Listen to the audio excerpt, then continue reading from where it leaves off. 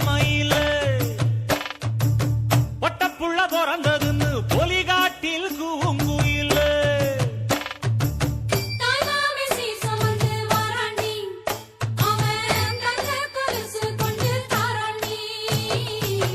இரு சுமந்த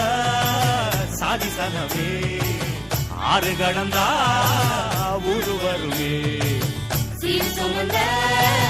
சாதி சனவே ஆறு கடந்தா